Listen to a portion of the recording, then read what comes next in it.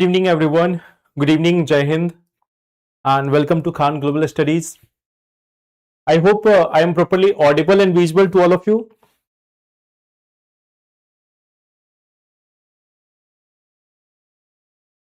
Good evening. So, I guess I am properly audible and visible to all of you.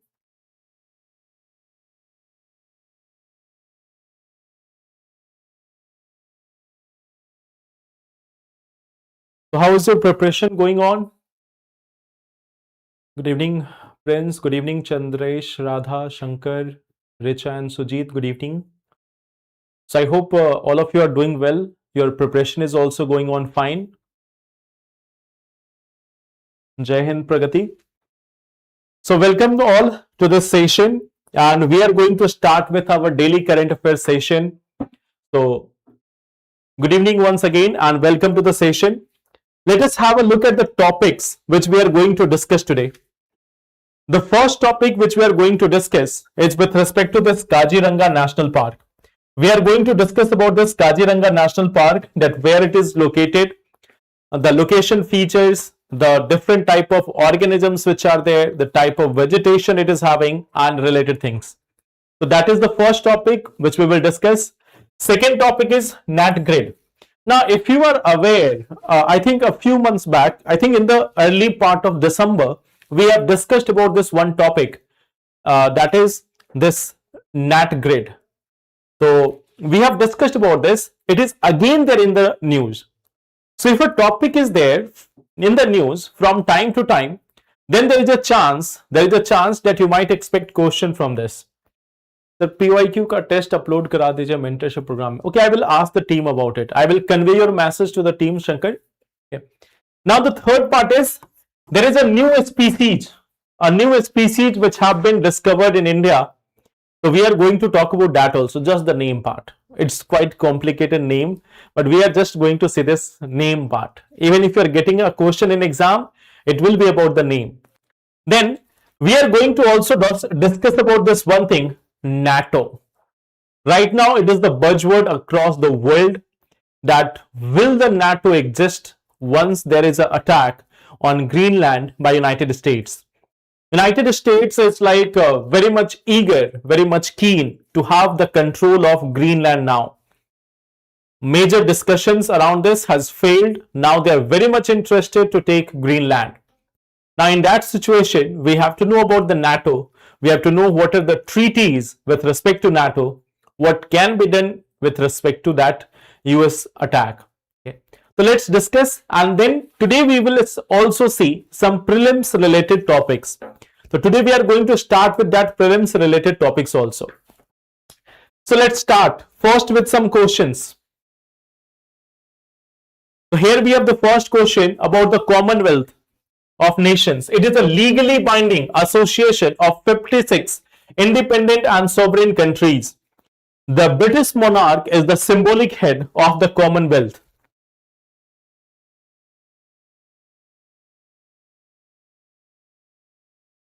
If Ramu is a small farmer and his wife is serving under central government, his father is retired civil servant, is Ramu eligible under PM Kisan? I think when we talk about this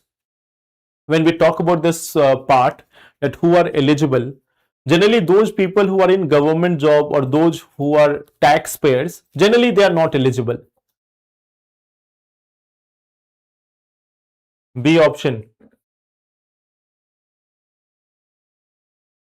B option. So I think you know about this. It is a legally binding association of 56 nations. This one part is incorrect. It is a voluntary assignment, a voluntary association, not a legally binding. So hence first one is incorrect. Second is correct, that the British monarch is the symbolic head of the Commonwealth. The second option is correct here. Question number 2. Which of the following statements are correct with respect to MGNREGA? Here we have the first one. It provides legal guarantee of 100 days of work to every registered person. It mandates at least 1/3 of beneficiaries to be women. MGNREGA is still effective at least up to March 31st, 2026. So here we have this one question with respect to MGNREGA. it provides legal guarantee of 100 days of work to every registered person. It mandates at least 1/3 of beneficiaries to be women. C option.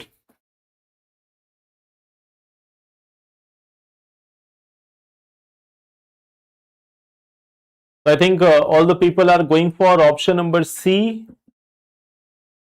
One answer from Saurabh, that option B. Richa is also saying option B.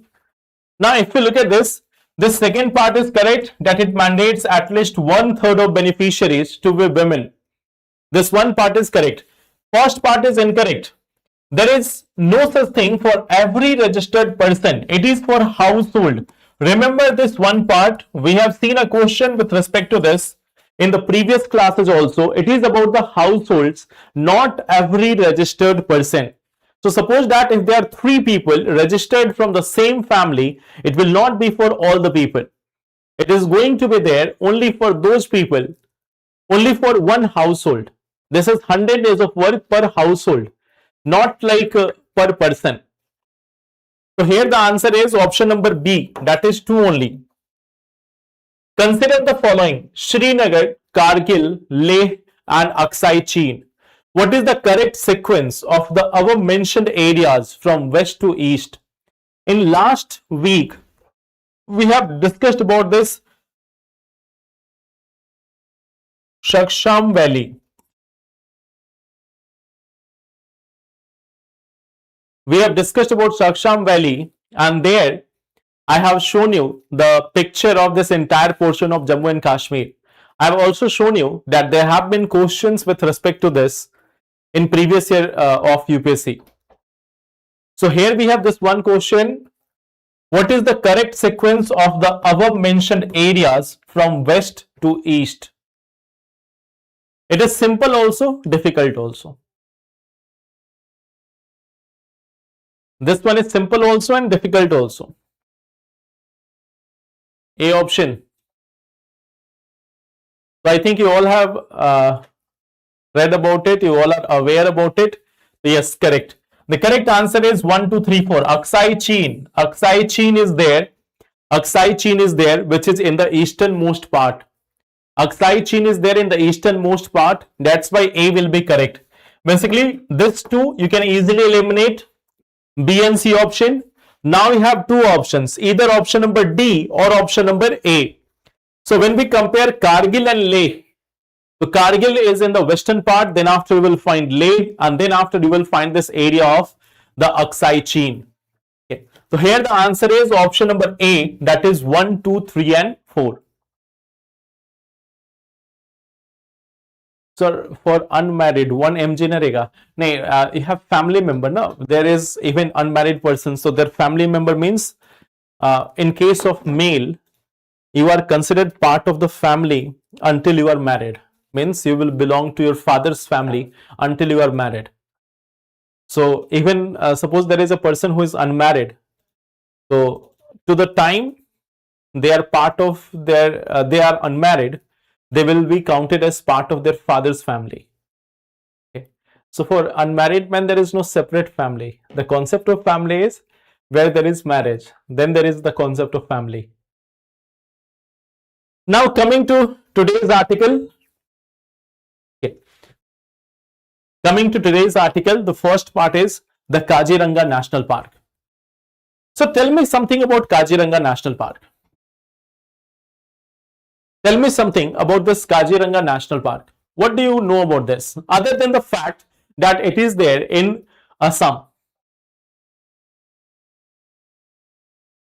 It is there in Assam, that we know. But apart from this, what you know about this Kaziranga National Park?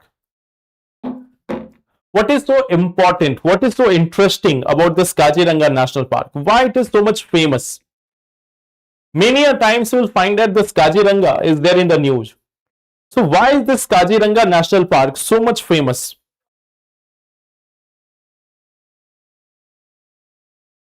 Why is this Kaziranga so much famous? If you look at the location here, here we have the Kaziranga National Park. If you just see all the locations, here we have the Kaziranga National Park. Okay. Then here you will find the Orang National Park. This is the Manas Wildlife Sanctuary. So Kaziranga, yes, famous for one-horned rhinos. That's correct. You will find that near about 90% of one-horned rhinos.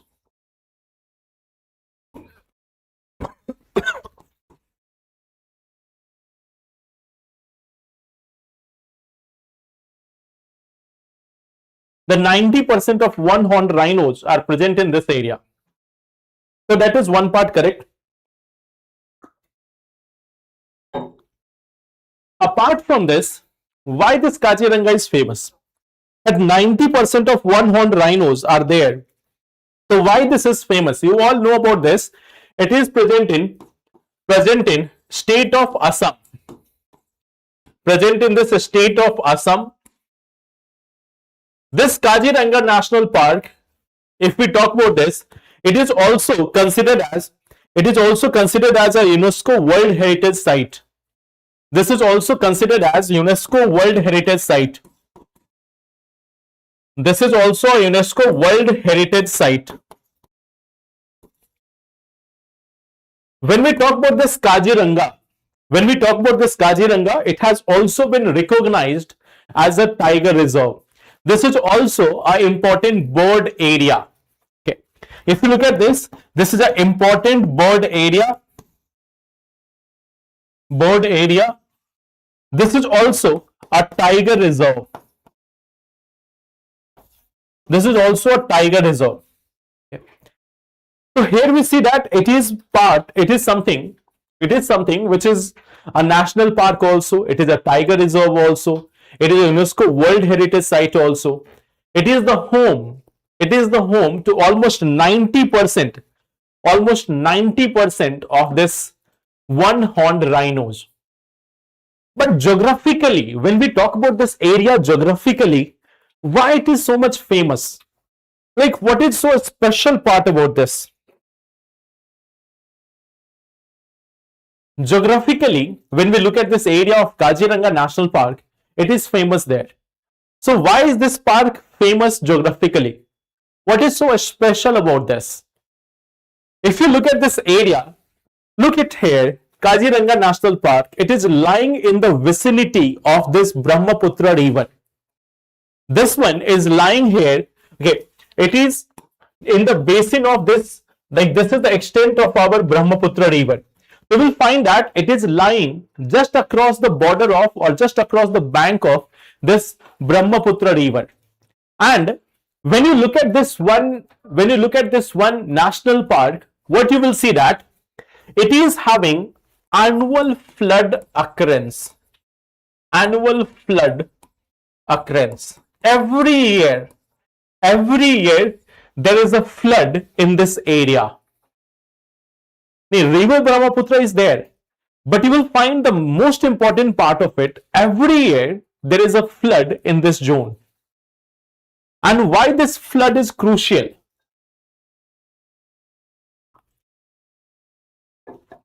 This flood, it is for recharging the wetlands. Recharging the wetlands of this Kaziranga National Park, which is essential. This is something which is essential for survival. This is something which is essential for survival of the rhinos.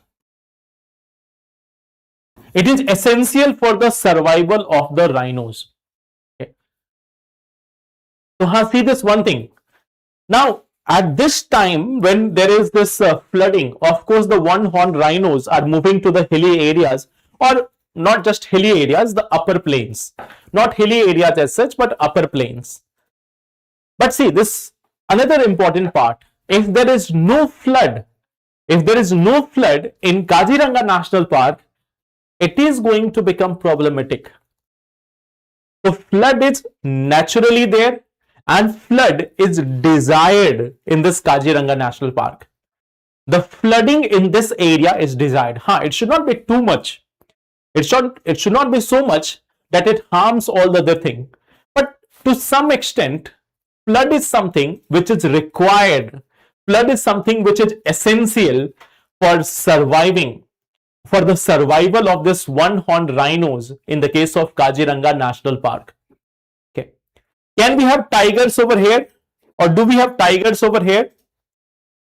Do we have the tigers over here?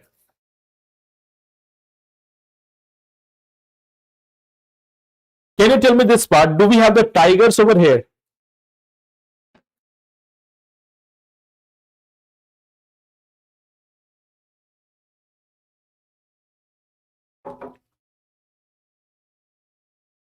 Do we have tigers over here or not?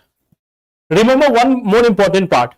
This Kaziranga National Park, it is also part of, this is also part of Indo-Burma biodiversity hotspot.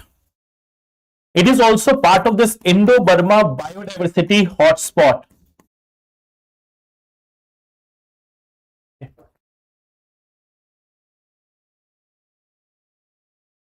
Some of the rhinos may have more than one horns.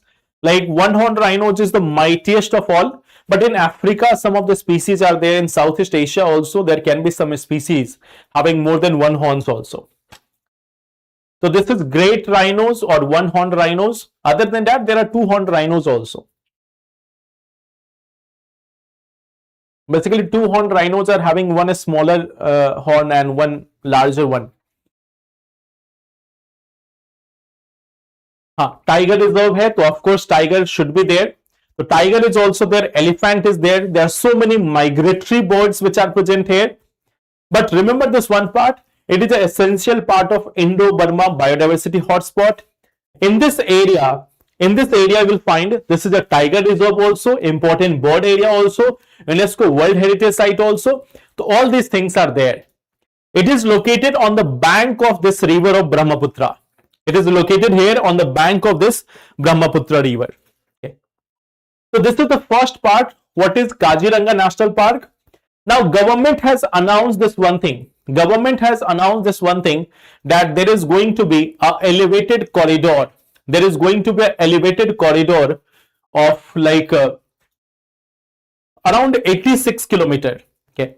So there is like 86 kilometer elevated corridor, 35 kilometer of which is going to pass through this Kaziranga National Park. Okay. So like there is an elevated corridor. This part is not so important for the examination perspective, especially UPSC. But there is going to be construction of a elevated corridor, means just like a flyover type thing.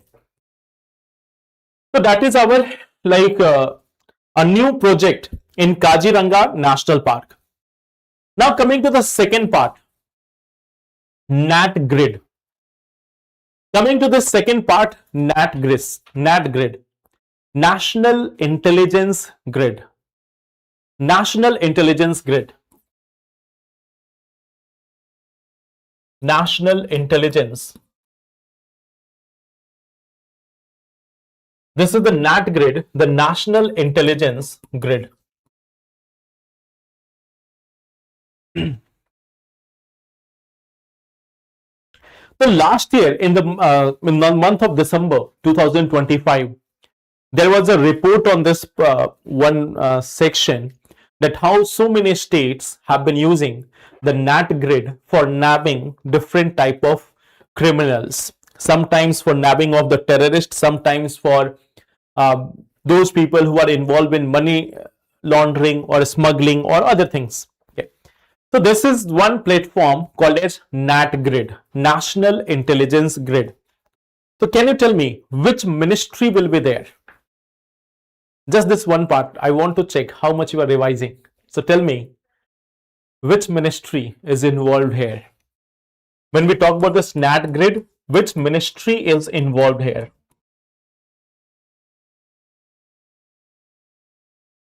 Which ministry will be part of this NATGRID? Like under which ministry this NATGRID is operational?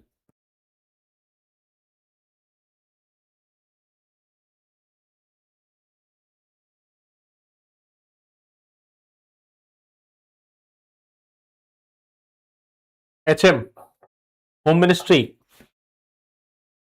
Ministry of Home. You know, the correct abbreviation for this Ministry of Home Affairs is MHA. Ministry of Home Affairs. अच्छा सामने ही लिखा हुआ है. Okay. So here we have this one thing. It is Ministry of Home Affairs. Okay. It is Ministry of Home Affairs, not the Technology Ministry. So here we are looking at this. When we talk about this, it is Ministry of Home Affairs. This is the Ministry of Home Affairs, which is having the concept of this NATGRID.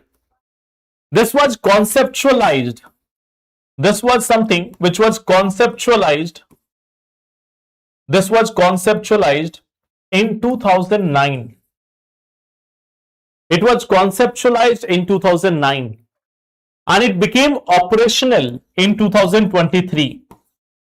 It has been operational since 2023. Now this NATGRID, what it is doing? It is collecting intelligence from all sources. This one is collecting intelligence from all sources. From all sources.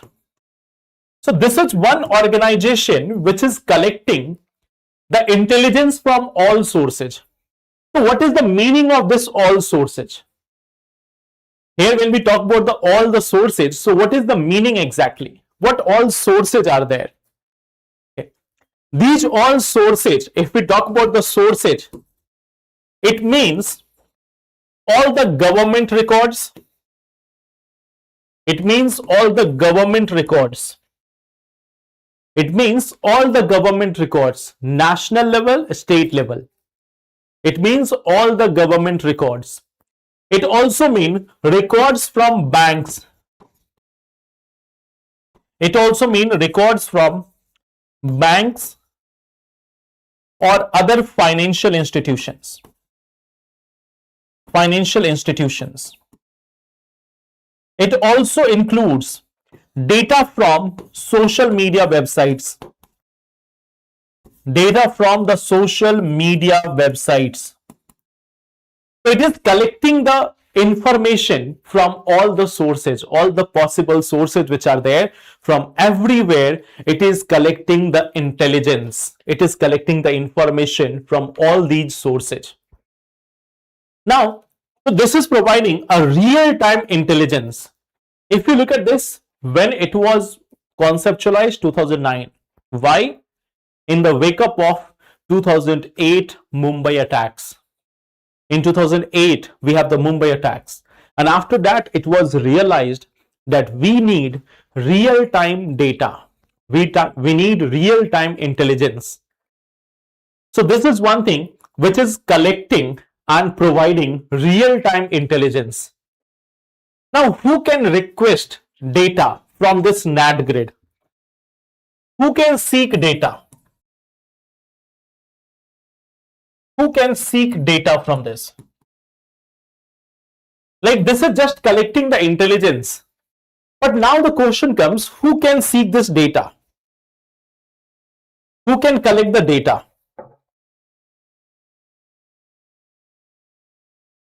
First thing is, it can be done both by central and state government.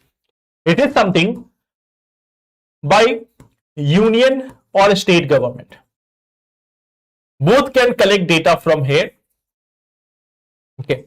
It can be by the ED. It can be by CBI. It can be by the what we call CBI, ED.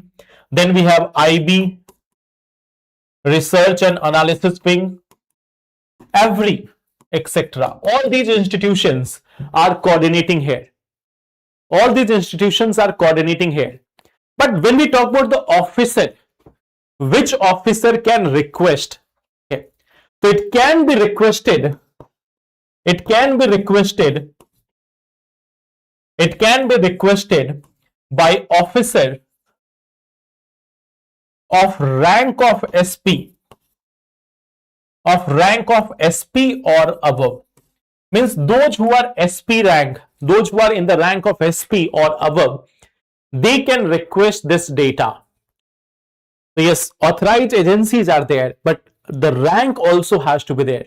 Those who are in the rank of SP or more than that, they can request the data from this institution. So all the institutes, all the enforcement agencies, intelligence agencies can seek data from here. But then those officials who are of the rank of SP or more, they can get this data. I hope this part is also clear. Any doubt in this NATGRID? So look at this, like Ministry of Home Affairs is there. So we have this one NAT, and it has helped the police in investigating high profile cases also, routine probes also, and everything. So like this is one thing like it can provide all the things, all the data with respect to this any such crime. Okay. So here you will find that we have got the data from tax record, bank account, financial transaction, immigration, vehicle ownership, toll payment, train and flight booking. All these data are there. Even train flight booking, immigration data, the data related to vehicle ownership, all these data are combined together. So earlier you might be aware about this, that if a police officer is there, they are investigating some case. Now if they have to get intel on someone, if they have to get information about someone, so they have to request the different departments. If they have to get information about a vehicle, they have to collect information from RTO. If they have to get information from the banks, so then they have to contact banks, financial institutions, tax department. So this is where it comes into picture. One-stop destination for all intelligence. One-stop destination for all intelligence. So that is NATGRID. I hope that is clear. Now coming to the next part. Account balance be more than that, but we cannot say that. Okay. It is more than that, but we cannot say that. Now, next part, there is a new species. Just look at this one species. This is the species. What it looks like. If you look at this species, what does it look like? This is a microscopic organism. What does it look like? Does it look like an organism?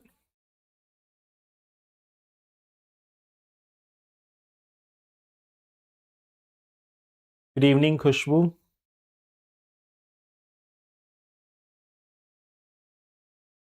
Carrot lag raha hai. If you look at this is a microscopic organism. It has been found, or it has been discovered. This is something which has been discovered in Kavarati region. Kavarati, Lakshadweep. Okay. So it is something which has been discovered here. Okay. It has been given the name India Fonte Bijoi. India Fonte Bijoi.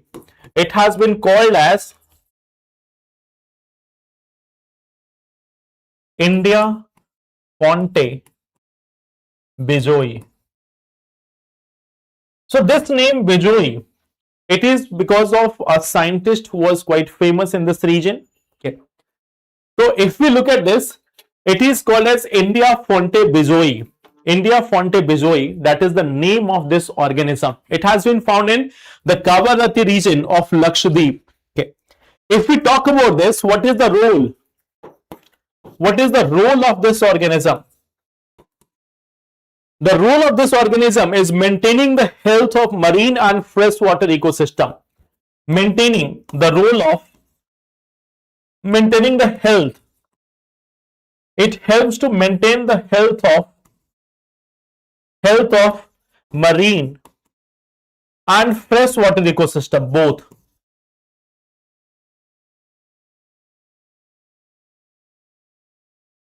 Fresh and marine water ecosystem both. So that is one thing which we see here. Like if you look at this, there is nothing more which you have to see in it. Okay. You don't have to see like what type of pattern it is having, what everything is having. So you don't have to go into the detail of it. Okay. You don't have to go to detail of it, that what it does and all.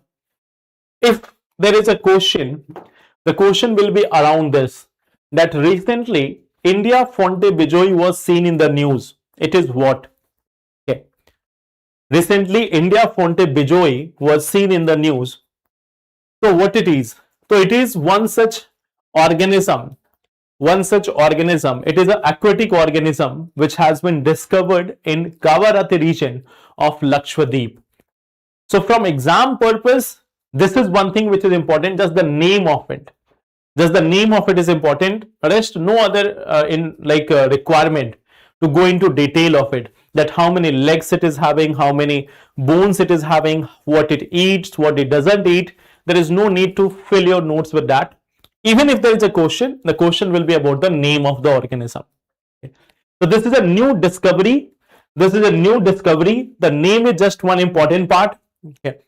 So here we have this microscopic crustacean from Kavarati, which has been established as a new species. So it helps in maintaining the health of aquatic ecosystem. Okay. So that is only thing which is required. So there is one scientist, S. Bijoy Nandan.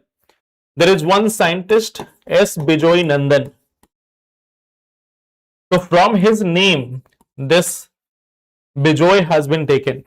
Okay. So he is the Faculty of Marine Sciences. In the Cochin University. He is the Faculty of Marine Sciences in Cochin University. So in his honor, this name has been taken. Yeah. Now coming to the next important part. Our organization. Okay. Yes. Not given by the person, it is given in the honor of a person. Okay. So now we have this one thing, NATO. So tell me one thing. First of all, tell me about this organization. Then we will come to the debate. First, tell me about this organization from the PT perspective, and then we will come to this debate, that what is the future of the NATO? What is the future of the NATO? And there is a very interesting part, that how many soldiers have been deployed by different European countries for saving Greenland. Many countries have contributed. Many countries have designated their soldiers for saving Greenland. So you might have heard about this. You might have gone through this news. So tell me about first this one thing. What is NATO? North Atlantic Treaty Organization. Now, if we look at this, this is a military organization. This is a straight military organization. This is for security of North Atlantic region. This is for the security of North Atlantic region.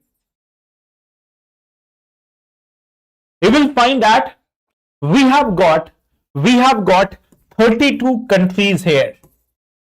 32 countries here. The latest one are Sweden and Finland. The latest one to be here are Sweden and Finland. Ukraine also wanted to become part of it, but it was slightly late. Even Ukraine was supposed to be a part of this, but they were slightly late. Or perhaps they came to the meeting, but they were asked to stay outside. It's like they have gone there to join NATO, but NATO, what it did, it asked Ukraine to wait and wait. And by the time they were ready to accept, Ukraine was already in the war. Okay. So here we see that it is a military organization for security of North Atlantic region. 32 countries are there. Sweden and Finland, they are the latest member. Okay. Now there is this one thing. This was ironically, if you look at this was for defense against Russia. Okay. This one organization was for collective defense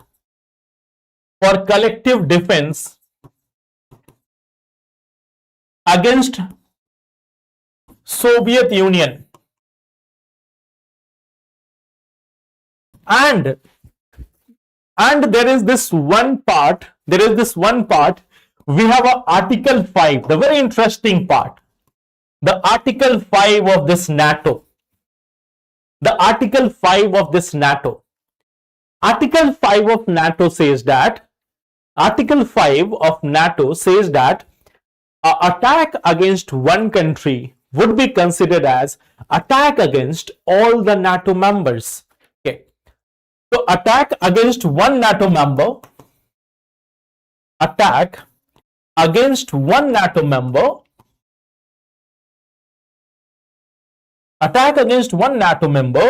is attack against all.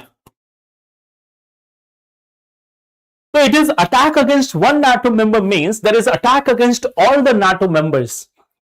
So Article 5 says that, Article 5 of this treaty says that if you are attacking one NATO member, it means you are attacking all the NATO members. Now coming to this part,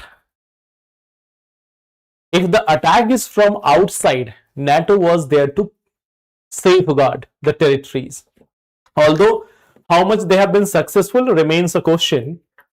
But see here, now there is a crisis within the NATO. US is like hell bent on acquiring Greenland now.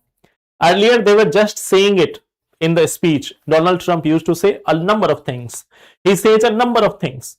So one of the thing was that they want Greenland. They used to say a number of things. So one of that thing was they want the Greenland. So earlier it was just a matter of discussion once or twice. But now this is a firm stand of US that we were not joking about Greenland. We really want Greenland. Why? Because if we not take over you, someone else will. Okay. That if we don't take over Greenland, someone else might be able to take Greenland. And see, what is the number one excuse? Okay. The number one excuse is this. USA says that we don't want Russia to become our neighbor. But if you look at the map, you will find that Russia is already a very close neighbor to US. The distance between Greenland and Russia is quite large. It is quite away from each other. But the distance between US and Russia is less than 100 kilometers. The distance between US and Russia is less than 100 kilometers. It is near about 84 kilometers. During the time of like winters, when the entire water freezes up, the distance between these two countries is less than 50 kilometers. People can easily travel from USA to Russia because there is a part of US called as Alaska, and Alaska is very much near to Russia. There is distance of less than 100 kilometers. So USA says that we don't want Russia to be our member, but they are to be our neighbor. But Russia is already their neighbor. Okay. So this is one part. Now what we see that there is this irony. There is this irony that now US is going to attack Greenland. So what do you think? Even if all other NATO members combined together, their military might is nothing as compared to that of US. The military might of all other NATO members is nothing as compared to US. So is there any benefit, even if all the NATO members combine together, is there any benefit? The question is this, even if all the NATO members combine together, is there any benefit?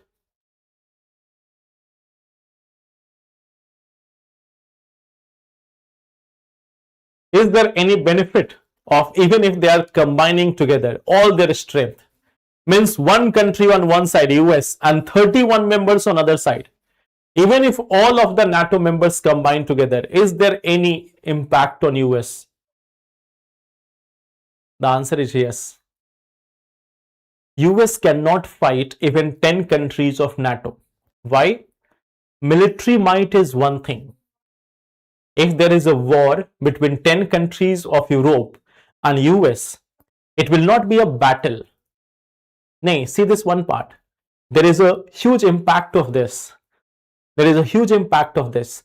US will not go to war even if a few countries, like suppose Germany, France, UK, Sweden, Denmark, even if 5 countries combine together and they say that we are ready to fight against US, US will not take that war. You can have a battle, but you cannot have a war. US cannot afford to have a war right now. At least not with 5 members of NATO. How they are going to justify it?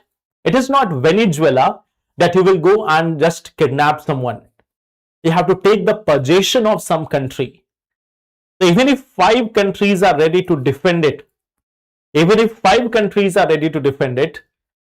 US will lose the moral background also. US will not even dare to go near Greenland. So just 5 countries of NATO are sufficient enough.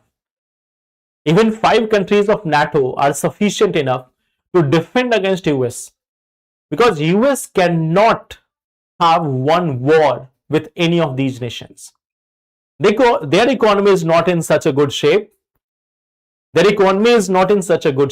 Plus 3 years. They have got 3 years with Donald Trump as their leader. So they have got 3 years until unless they modify their own constitution. They declare Donald Trump as the king of all times. Until unless something like that happens, if there is a 3-year time, it will not be done. Yeah. So this is one part which we see here in the case of NATO. Okay, that is one part. Now coming to some prelims specific articles, as I told you today. So we are starting with this prelims special articles. The first one is the Samudrayaan project. So this is the first manned deep sea mission. It aims to send 3 humans to depth of 6,000 meters by 2027. Okay. Then if we look at this, it involves developing a crewed submersible named Matsya 6000 that can carry 3 aquanauts. Like we have astronaut, in same manner we have one thing called as aquanauts, to the depth of up to 6,000 meters in the Indian Ocean. And what is the aim? The aim is quite simple: to explore and harness resources. Like we have polymetallic nodules which are rich in manganese, cobalt, nickel, rare earth elements, etc. And at the same time, it is being developed by National Institute of Ocean Technology under the Ministry of Earth Sciences. So here, this is one important part which you have to be aware about. This is the second part and this is the third part. So 3 important parts in this topic which is important for your examination perspective. So we have got this Samudrayaan project. One more thing here, we have the Matsya 6000 also. So here if you look at this, it is a self-propelled. Self-propelled means it will automatically go. It will not be maneuvered by anyone. It is a self-propelled manned submersible capable of transporting 3 individuals to the depth of 6,000 meter. Okay. So it is a self-propelled manned submersible, and it will take people to 6,000 meter beneath the surface of oceans. What it is made up of? Like, it is made up of titanium alloy. Okay. This is made up of titanium alloy. It has 12 hours of operational period and sustains 96 hours in emergency cases. Okay. So this is developed by Ministry of Earth Sciences, by this National Institute of Ocean Technology, and even ISRO is supporting this. So ISRO is also supporting it. Then we have National Institute of Ocean Technology, Ministry of Earth Sciences. So these organizations are developing this Matsya 6000 spherical vessel. It is a spherical vessel which is going to carry 3 aquanauts to the ocean surface, ocean bottom, 6,000 meter. Okay. So that is our Samudrayan project. I hope these topics are clear. Any doubt to anyone in any of these topics? Again, we have started our prelims special topics. From tomorrow, you will get some more questions for practice. Tomorrow onwards, you will have some more questions for practice also. So let's look what's going on.